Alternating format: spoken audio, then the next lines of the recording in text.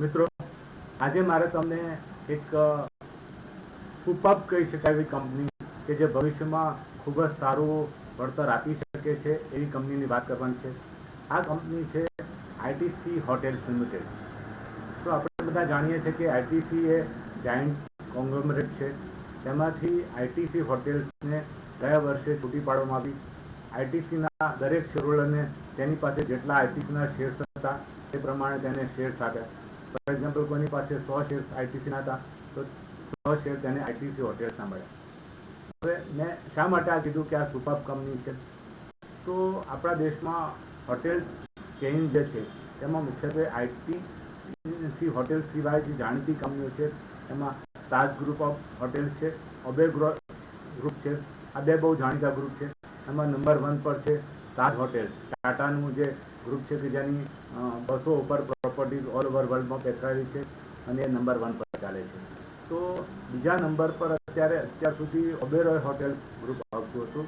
હવે આ ITC hotel group આવી જશે, કારણ કે તેનું માર્કેટ કેપ હવે જે લિસ્ટિંગ થયું તે પછી સતત વધી રહ્યું છે. એનો ભાવ જ્યારે ડીમર્જર થયું ત્યારે અરાઉન્ડ 175 રૂપિયા જેવો હતો. હાલમાં તે 213 જેવો ચાલી રહ્યો છે. તો આઈટીસીના માર્ચ 25ના પરિણામ આવ્યા તે દર્શાવે છે અને તેની ચેરમેન સ્પીચમાં જે દર્શાવ્યું છે તે પ્રમાણે ખૂબ જ મોટા એક્સપાન્શન ફેઝમાં છે.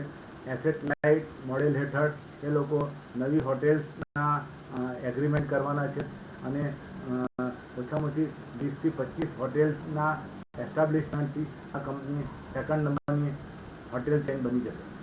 તો મારું માનવું છે કે આઈટીસીનો ટ્રેક રેકોર્ડ આપણે બધાને ખબર છે.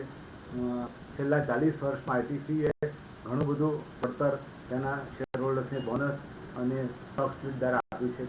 તો આ કંપની પણ પ્રોગ્રેસિવ રહેશે, કારણ કે હોસ્પિટલની ક્વોલિટી, એની પ્રેસ્ટીજ, ઓલ ઓવર વર્લ્ડના જે ગ્લોબલ ટુરિસ્ટ છે તેના માટે વેલકમ ગ્રુપ એ ખૂબ જ જાણીતું છે.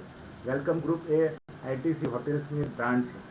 તો મને લાગે છે કે જે ઇન્વેસ્ટર પાસે ધીરજ હોય, આવનારા 10-15 વર્ષ માટેનું સારું વળતર મળી શકે એવી ગણતરી કોઈ લાગતી હોય તો આ એક સ્ટોક ખૂબ સારો લાગે છે અને તેને એકઠો કરવા જેવો છે. હાલના ભાવે તુરંત લેવાનું જરૂરી નથી, પણ તમે જ્યારે જ્યારે ઘટાડો આવે ત્યારે આ સ્ટોક એક્યુમ્યુલેટ કરશો તો તમને ખૂબ જ સારા વળતર મળશે. આપણી પાસે માત્ર માર્ચ 25ના જ પરિણામ આવ્યા છે. હજી 1-2 વર્ષ એની પ્રોગ્રેસ જોયા પછી વધારે સારું રોકાણ કરશે એવું મને લાગી રહ્યું છે.